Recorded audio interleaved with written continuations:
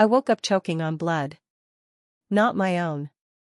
It was splattered across the silk sheets, the marble floor, and the trembling hands of the girl in the mirror, me. But not the me I remembered. The last thing I recalled was the sound of a gunshot ringing through my family's estate, the fire crackling through the halls, and my brother screaming my name as the Blackwell Syndicate tore our legacy to the ground. I died that night. Or at least, I thought I did. But now, staring into this reflection, I was 18 again. Alive. Young. But not Arya Carter, daughter of the Carter line, heirs to an empire the world never knew existed. No, I was Arya Blackwell. The youngest daughter of the very crime family that slaughtered mine. The twisted universe had dropped me right into the lion's den, and this time I wouldn't die begging. This time I'd kill smiling. I pulled the knife from the dead maid's hand and dropped it into the sink, turning on the water. My skin itched with the weight of borrowed blood and borrowed time. The Blackwells had faked a cover-up, some internal sabotage. And I had inherited a body already soaked in scandal. Good. Let them think I was reckless and unstable. It would make it easier to move in the shadows while they dismissed me. Downstairs, the walls echoed with cold luxury. Victor Blackwell, the patriarch, waited at the head of the long mahogany table, his eyes like black knives. Lena Blackwell sat beside him, lipstick perfect, expression hollow. Across from me, Damon Blackwell stirred his coffee like he was plotting a massacre, which he probably was. And standing behind Victor's shoulder, silent and sharp as a blade, was Nico Vale, the family's most trusted killer. The man who once put a bullet through my brother's heart. His gaze met mine for the briefest second, and something in his eyes flickered. Not recognition, not guilt. Just calculation. He didn't know who I truly was. Not yet. I forced a smile and picked up my fork, like I hadn't just woken up inside my enemy's home. Feeling better today, Arya? Victor asked. His voice was calm, but I could hear the threat buried in the softness. I nodded. Much. Try not to stab any more staff this week. It's getting expensive. Lena laughed softly, like it was a joke. Damon didn't bother looking up. Nico watched me too long before turning away. That night, I was summoned to Victor's study. The glass of whiskey he poured me remained untouched as he leaned forward and said, "We've decided to test your loyalty. There's a shipment arriving tomorrow. You'll go with Nico. Observe. Learn. And don't embarrass the family." I swallowed the fire in my throat. Nico. Alone. Perfect. Of course, I said sweetly. When I stepped into the car with Nico the next day, the silence was suffocating. He didn't speak. Didn't even look at me. But I studied him. How his hands rested on the steering wheel, how his eyes flicked to every mirror like a predator tracking prey. He was dangerous. Efficient. Beautiful in a terrifying way. And I hated that my heart skipped when he finally broke the silence. Don't touch anything. Don't speak unless spoken to. If things go wrong, run. Not planning to die today, I said. He glanced at me. Then don't get in the way. The drop was at an abandoned warehouse near the docks, where shadows twisted like ghosts. I recognized the setup, it was the same one used to ambush the Carter shipment in my past life. The memory clenched in my chest. But this time I saw the trap before it was sprung. A flicker of movement in the rafters. The glint of steel. I reached out and yanked Nico down just as a bullet shattered the crates behind him. Chaos erupted. He didn't ask questions, just moved like a storm, taking out the attackers one by one. When it was over, his arm was bleeding, his shirt torn. "You saw that coming," he said, breathless. Lucky guess, I lied. He stared at me, blood dripping down his jaw. "You're not just some spoiled heiress." I smiled, my heart still racing. "You have no idea." Back at the mansion, Victor praised Nico. Barely mentioned me. That was fine. I preferred it that way. Let them overlook me. Let them underestimate me. It made it easier to plant the first seed of doubt in Damon's inner circle that night, to whisper to the right person at the right time, to frame a low-level soldier for leaking info. When Nico passed by me in the hall, he paused. "You did good." I thought I wasn't supposed to speak. Exceptions exist. His voice was low. But only for people who matter. My skin prickled. I hated him. I hated how much I remembered about him, how he moved, how he killed, how he didn't hesitate. But I also remembered something else. The night the Carter house burned, there was a window of time. A minute. A hesitation. Someone had held fire. Someone had let me live. And now I was starting to think it had been him. The next morning, I found a black envelope slipped beneath my door. No name, no seal. Just a location scribbled in block letters, The Hollow. My fingers tightened around it. I knew that name. It was an underground club. Off-grid, heavily guarded, and only accessible to high-ranking members of the Nightshade Syndicate. The last time I'd heard of it was the night my father was poisoned. A coincidence? I didn't believe in those anymore. At breakfast, I kept my face blank as Victor handed Damon the morning briefing like nothing had happened. I caught Nico's eye across the table. He looked at the envelope sticking slightly out of my jacket pocket. A flicker of recognition passed across his face. He didn't say a word.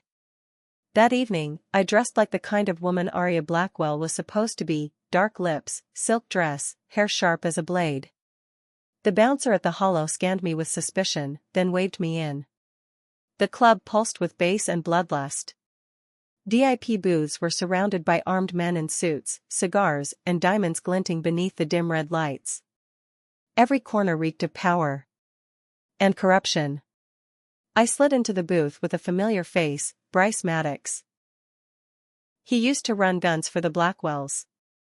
In my past life, he was the one who leaked the Carter schedule to them. I wanted to slit his throat right there. Instead, I smiled. "Long time no see," he said, swirling a drink. "Didn't think you had the guts to show up here after what happened to that maid." I leaned closer. "You'd be amazed what I have the guts to do now." His smirk faltered. "That's right. Look scared." Bryce tried to act casual, but he kept glancing at a man standing near the exit. Tall, lean, dressed in all black. Nico. Of course he was here. I pretended not to notice him. Bryce slipped a flash drive into my palm under the table. "This is insurance. If I go down, I take them with me." "Them?" I asked. He paused. "The Blackwells. Victor, Lena, Damon, not Nico. He doesn't play politics. He just kills who they tell him to." Interesting. That matched what I remembered. Nico was brutal, but clinical. Never took sides. Never played dirty. He was a gun with a name. That night, I snuck into the mansion's underground server room. No cameras. I uploaded the contents of the drive and watched as folders unfolded, financial records, contracts, surveillance footage. And then, something unexpected. A series of recordings labeled only with dates. I clicked on one. My blood froze. It was my father. Sitting in his office. Arguing. With Victor. The audio was scratchy, but clear. "You don't touch my daughter. Do you hear me? She's innocent." Victor's voice. "You should have thought of that before you crossed me." Then silence. A gunshot. The file ended. My stomach turned. I had never seen this before. Had never heard that final conversation. I staggered back. Nico's face flickered in the doorway reflection behind me. I spun, reaching for the flash drive. He was gone. The next day, the atmosphere in the mansion shifted. Damon was irritable. Lena was all smiles, too many smiles. And Victor was watching me more closely. I knew they were on edge. Something was unraveling. I was unraveling it. In the evening, Nico cornered me in the armory. Just us, and a dozen weapons locked behind glass. "What were you doing in the server room last night?" His voice was calm.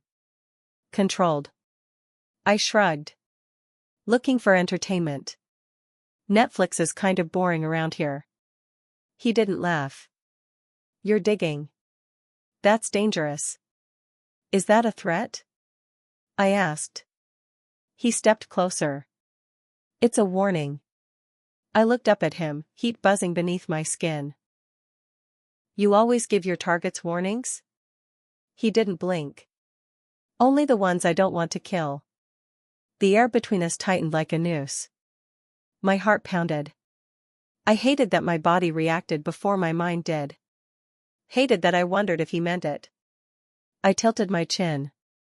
"Then don't follow orders next time." "You think I always do?" His voice dropped, suddenly raw. "You think I killed everyone they told me to?" My breath caught. He was closer than before. Too close. "Didn't you?" He stared at me.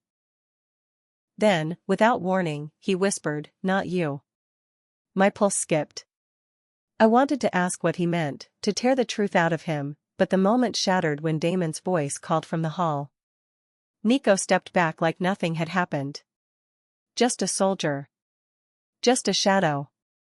But I knew better now. And that night, I opened the next recording. This one was dated the night of the Carter estate fire. And the voice I heard at the end of it was Nico's. "She's in the East Wing. Don't shoot unless I say." Repeat, "Do not shoot until I say." And then silence. Then one word. "Run." My throat closed. He'd spared me. He'd let me go. In the middle of hell, someone had chosen me. And that someone was Nico Vale. The revelation haunted me. Nico Vale, the man I swore to destroy, the assassin who took everything from me, had also been the one to let me live. Why? I didn't know. Could I trust him? Absolutely not. But could I use him? Definitely. The next few days passed in a blur of meetings and missions. Victor assigned me to assist Damon in prepping a new alliance deal with an Eastern European syndicate. But it wasn't a deal, it was an ambush. I knew because I remembered the names. That deal had gone down in flames in my past life, leaving half of Europe at war with the Blackwells. I could stop it.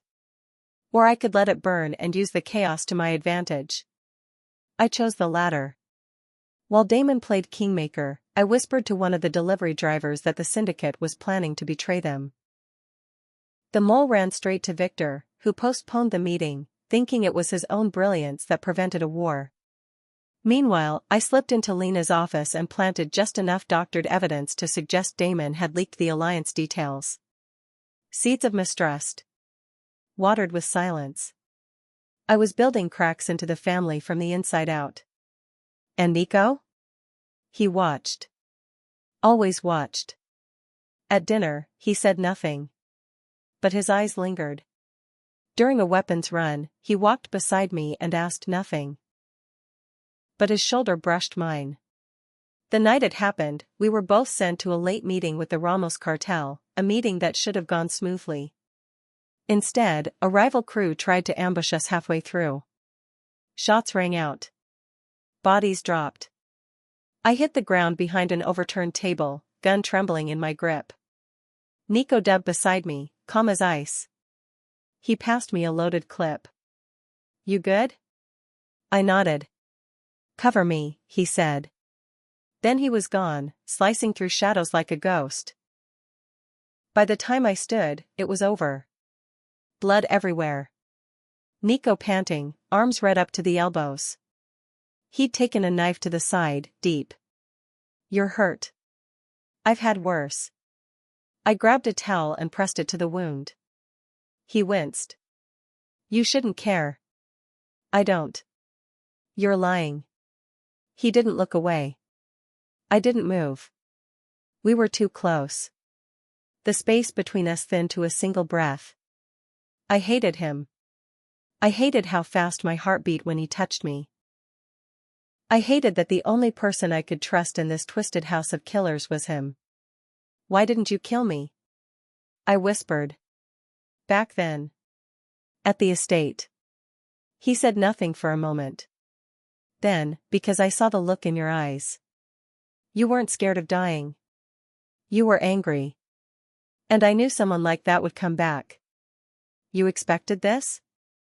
No, he said softly. But I hoped. I pulled away. You should have finished the job. Maybe I should have, he agreed. But then I wouldn't be here now. That night, I found an encrypted file in the Blackwell system. Labeled only Orion. It was connected to every major hit order over the past 10 years, including the one on my father. I traced the order chain, expecting it to end with Victor or Damon. It didn't. It ended with Lena.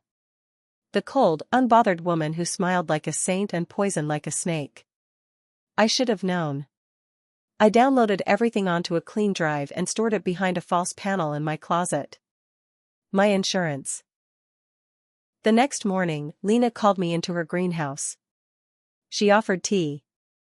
I didn't drink it.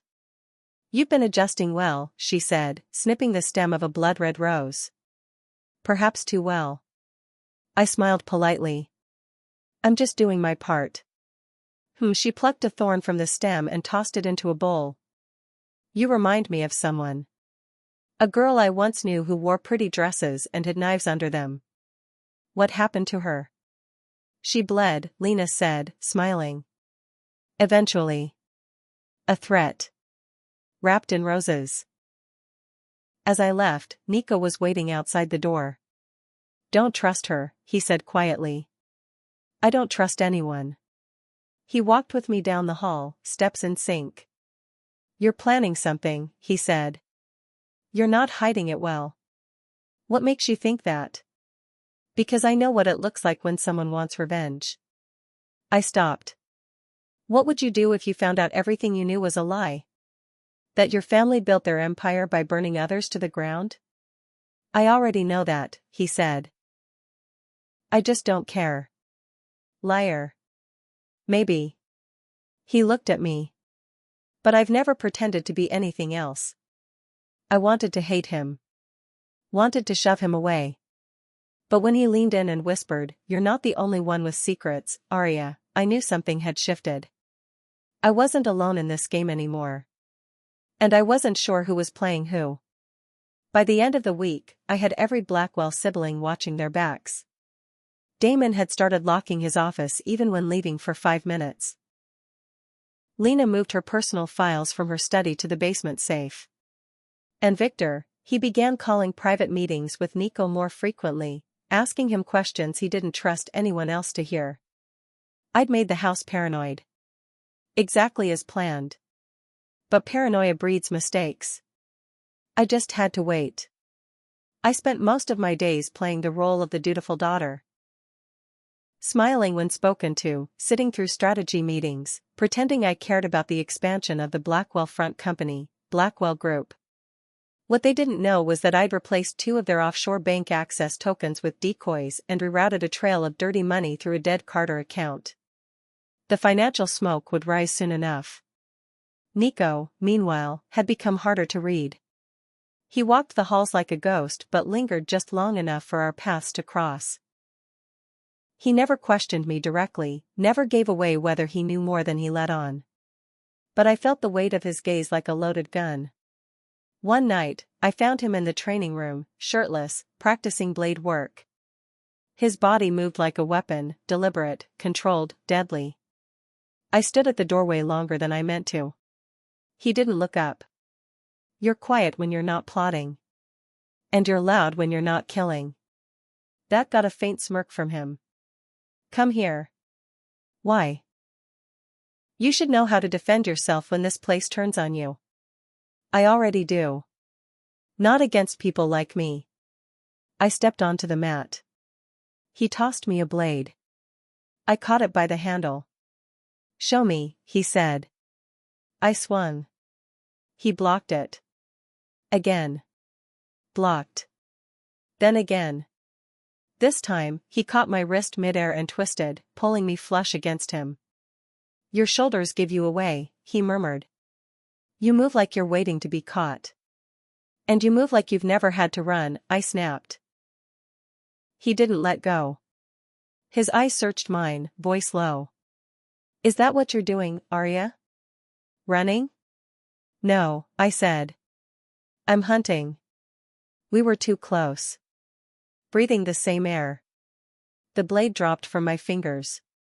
So did his. And then his mouth was on mine. The kiss wasn't gentle. It was fire and fury, two storms colliding. I hated how good it felt. Hated that it didn't feel like weakness. It felt like power. Like I could set the whole house ablaze and still walk out smiling. When we broke apart, I whispered, "This doesn't mean anything." "Then why did you kiss me back?" "Because I needed to know if you were real," I said. "If there was still a person inside the weapon they turned you into." "And?" "I haven't decided yet." I turned and left. The next morning, the Blackwell mansion was buzzing. Someone had leaked one of their offshore transfers to a federal contact. Victor was furious. Damon accused the accountant. Lena accused one of Damon's girlfriends. Nico said nothing. I sat in the corner of the room and watched them unravel. That afternoon, Nico found me in the garden, where Lena's prized roses bloomed under artificial sun lamps. "You leaked the file," he said. Not a question. "Can you prove it?" "No, then you don't know anything." "I know you're not afraid of what you're doing," he said. "You're afraid of why you're doing it." I looked at him. "What do you think my reason is?" "Revenge." "Wrong." "Then tell me." I walked past him. "Ask me again when you're ready to burn it all down." That night, I met with one of my remaining Carter allies, Marcus, my father's former financial cleaner. We rendezvoused at a car park 5 blocks from the mansion. "You've got their accounts bleeding, Arya," Marcus said. "If you keep this up, you'll collapse them." "That's the goal." "What about Vale?" I stiffened. "What about him?" "He's the only one whose accounts we can't touch. They're off-grid. I think he's running his own thing on the side." "Are you saying he's betraying them?" Marcus shook his head. "I'm saying he's not theirs. Not fully. Never was." Back at the mansion, I entered the study to find Nico waiting. Alone. In the dark. He stepped out of the shadows. "Who's Marcus?" My pulse skipped. "Who? Don't lie to me." "Or what?" I challenged. "You'll kill me?" "If I wanted you dead," he said, stepping closer, "you wouldn't have made it past the front gate." "Then what do you want?" He didn't speak. He just looked at me like I was something he didn't want to destroy but couldn't afford to keep. "Finally," he said, "they're going to find out. And when they do, they won't give you a second chance." "Neither will I." "Then maybe I shouldn't give you one either." He smiled, the faintest ghost of something real. "Too late for that, sweetheart." And just like that, we were locked in again, enemy, ally, something in between. And the game was only just beginning. The next few days were a blur of calculated chaos. Lena accused Damon of orchestrating the leak. Damon retaliated by cutting off one of Lena's private accounts. Victor ordered surveillance on both of them. I stayed in the background, quietly feeding their paranoia with small nudges, a text left open, a call that conveniently dropped, a flash drive left just close enough to be noticed. Meanwhile, I started assembling my next move, exposing the Nightshade Syndicate's human trafficking pipeline. In my past life, it was their most protected operation, shielded behind fake charities and shell companies. But now, I had access. And I had Nico. Not officially. We hadn't spoken about the kiss. We hadn't spoken about anything. But every time we crossed paths, the air between us tensed like a live wire. He was watching me more closely. Not like a threat, more like someone waiting for a decision to be made. He wanted to know what side I was really on. I wasn't sure I knew myself. The moment came faster than I expected. Victor called an emergency meeting. "We have a traitor," he said coldly. "Someone's been leaking information to external contacts. Our shipments have been rerouted. Our partners are spooked. We're bleeding." "Do you have a name?" Lena asked, perfectly composed. "Not yet. But I have suspicions." Victor's eyes scanned the room. Then landed on me. "Arya, come with me." He led me into his private office and locked the door. I didn't flinch. I was ready for this. "I've had Nico watching you," he said. "And?" "He says you're clean." That surprised me. I hadn't expected Nico to lie for me. "But I'm not convinced," Victor added. "You've changed. You're not the same girl who used to cry when she broke a nail." "People grow up," I said coolly. "Some of us grow teeth." "Do you know what happened to the last person who crossed me?" he asked. "Yes," I said. "You put them in a box and buried them under the villa in Cyprus." He blinked. Just for a second. Then smiled. "You've been doing your homework. Shouldn't I, if I'm going to inherit any of this someday?" His laugh was dry. "Inherit? You think you're going to sit in my chair?"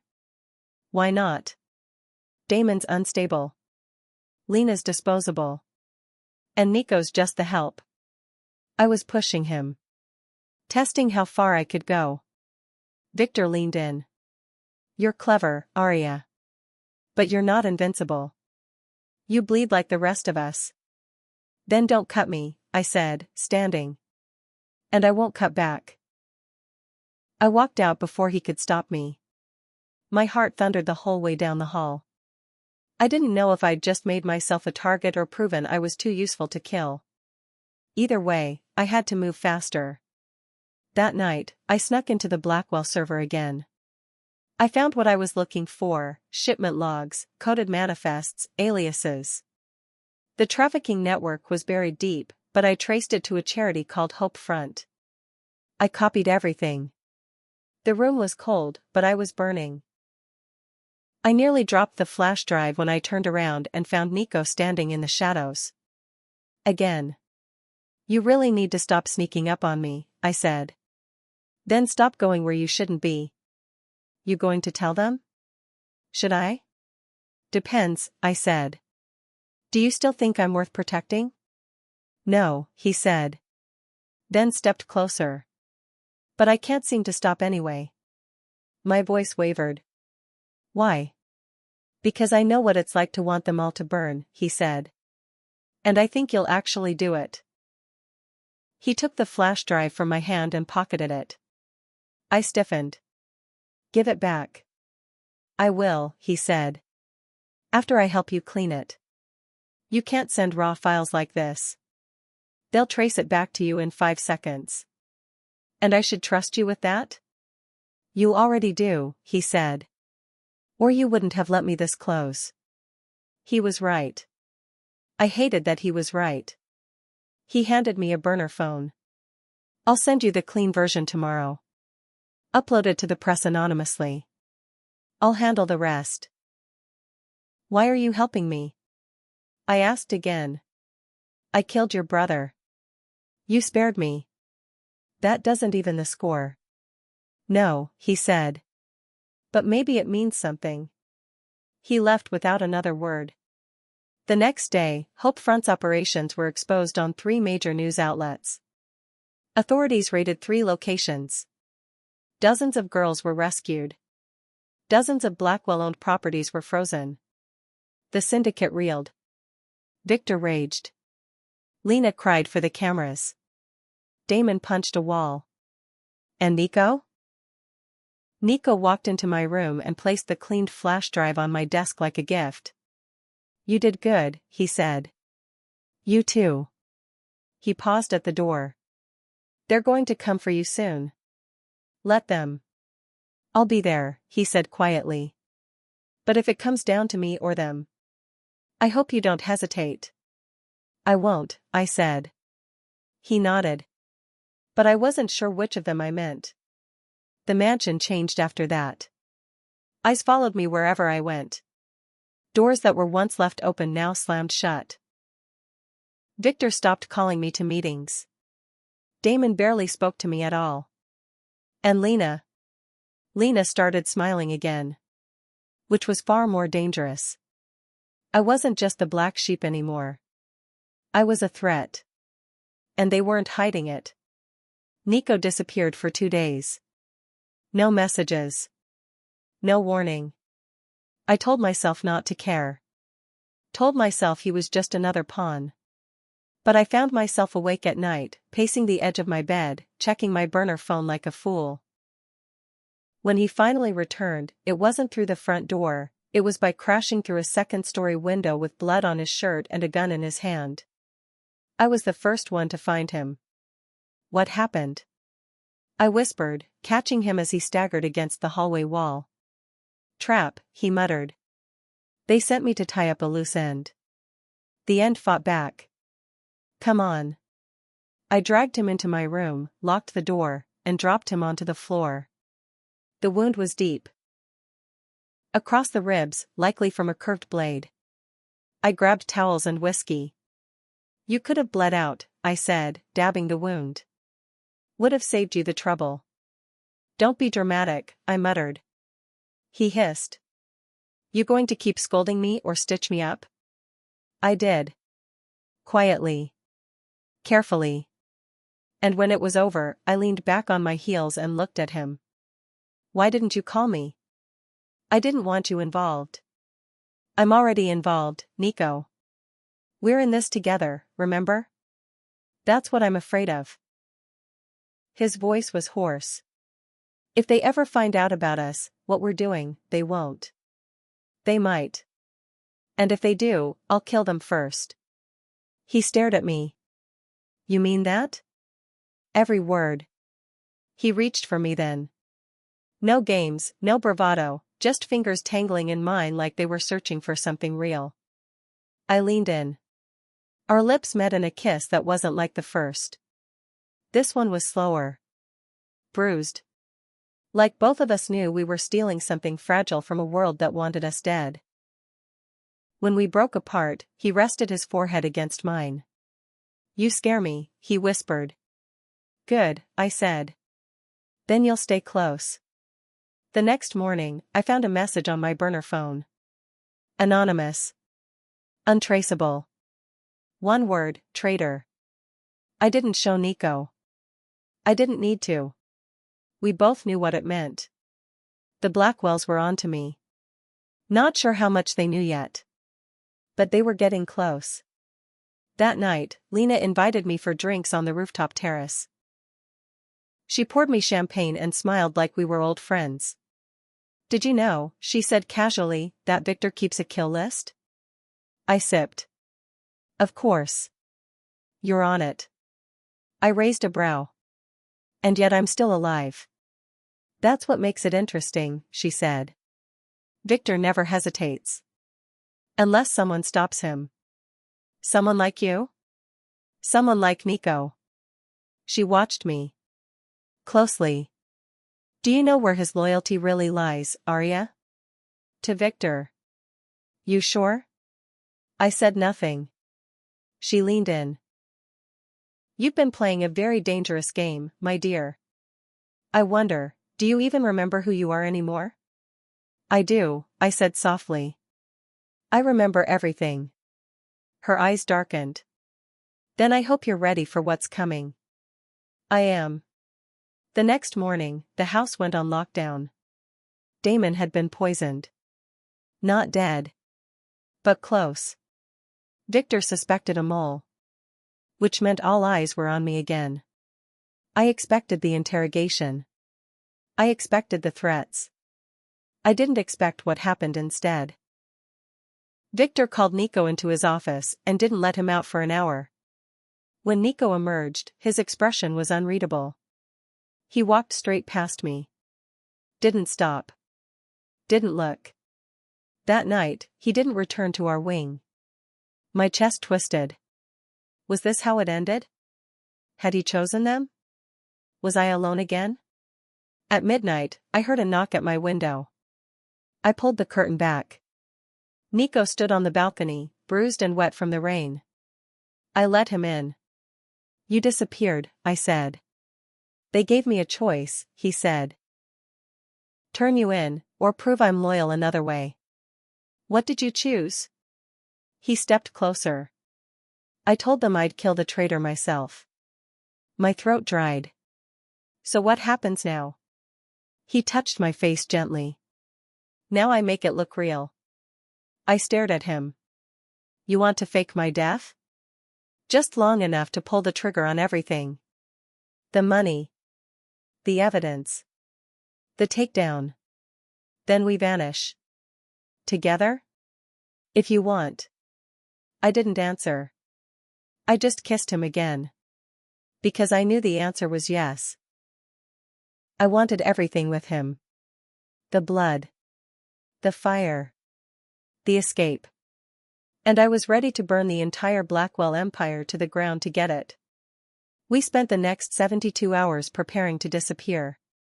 Nico forged the death reports, wiped security footage, and planted false traces of my body in a burned-out safe house outside the city. I rerouted the last of the Blackwell funds through a chain of dummy corporations Marcus had been setting up for months. It was almost done.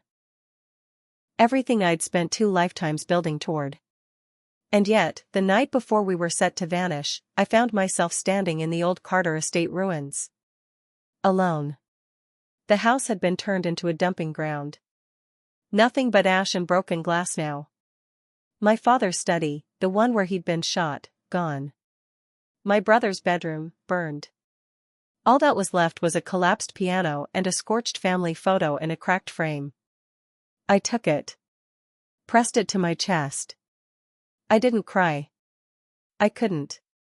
Not anymore. When I returned to the safe house, Nico was loading weapons into a duffel bag. He didn't ask where I'd been. He just walked over, wiped soot from my cheek, and said, "Tomorrow, it ends." I nodded. Tomorrow, I finish what they started. But I should have known it wouldn't be that easy.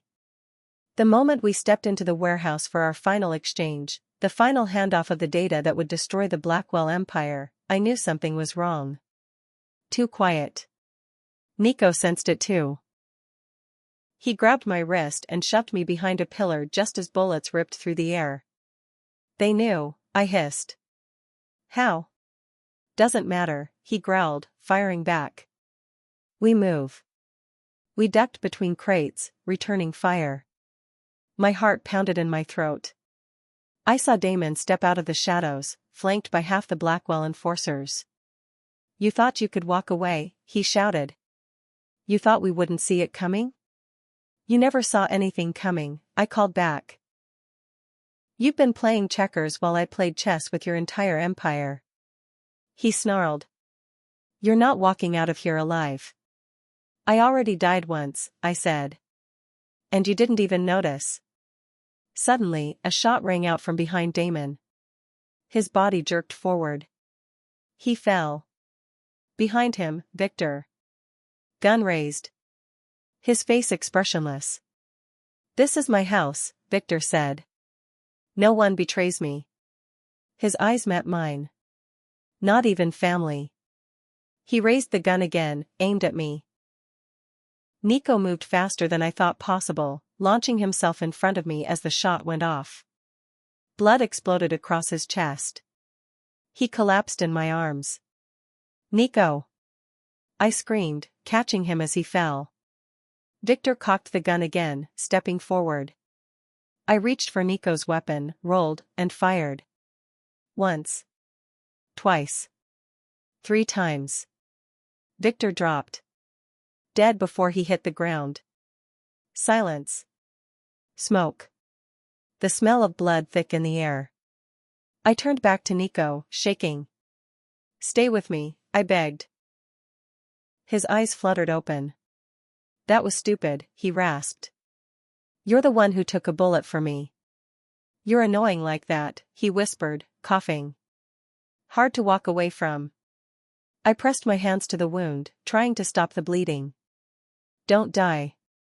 Don't boss me around. I laughed through the tears. We're not done yet. You promised. I remember. Then keep it, I said. Stay. Sirens wailed in the distance. Not police, my people. The ones Marcus and I had quietly assembled over the past year. Ex-Carter allies. Rival syndicate leaders. Everyone the Blackwells had betrayed. The warehouse doors blew open, and my people poured in. By dawn, the Nightshade Syndicate had fallen. The Blackwells were dead or captured. The Empire was ashes. I walked out of that warehouse holding Nico's hand, covered in blood, smoke rising behind us. And I didn't look back. We disappeared for weeks. A new country, a new name. I kept us off the grid while Nico recovered. And when he woke up fully for the first time, I was right there, waiting. You still with me? I asked. He blinked slowly. Depends. Did we win? We burned them to the ground. He smiled, weak but real. Then yeah. I'm with you. I leaned down and kissed him. Gently this time. No more fire. Just warmth. Just survival. Just us. I love you, I said quietly. Even if I never meant to. You never stood a chance, he said. You're the only person I've ever disobeyed an order for. I smiled. Then let's start taking orders from each other. Yes, ma'am. We weren't Carter or Blackwell anymore. We were something new. Something untouchable. And the world would never see us coming.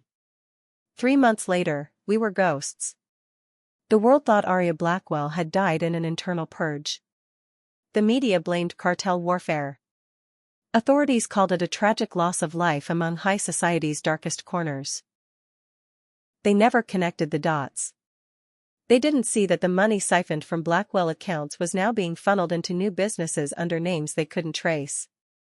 They didn't see that the Carter legacy hadn't died, it had just gone silent. Nico and I moved through the world like smoke. One day in Istanbul. Another in Santorini. Healed, hidden, and slowly building something stronger. Something ours. We weren't trying to rebuild a crime syndicate. We were building a power network. Cleaner. Smarter. Invisible. And this time, no one was going to burn it down from under us. But freedom came with a cost. And that cost had a name. Lena Blackwell. The only one who had escaped the final takedown. No one knew where she was. I assumed dead. But I knew better. She was out there. Waiting. And I wasn't the type to leave loose ends. It started with a whisper, a rumor of a high-stakes arms deal going down in the outskirts of Paris. The seller? A woman with no name. Elegant. Deadly. Reclusive. Sounded exactly like her. I told Nico. He didn't hesitate. Let's end it, he said. Paris was cold and grey when we arrived. The deal was set to take place in a chateau outside the city, under the cover of a private gala. I dressed in silver. Nico in black. We walked in like royalty, every inch of us polished and unreadable. You ready for this? He asked as we stood under the chandeliers.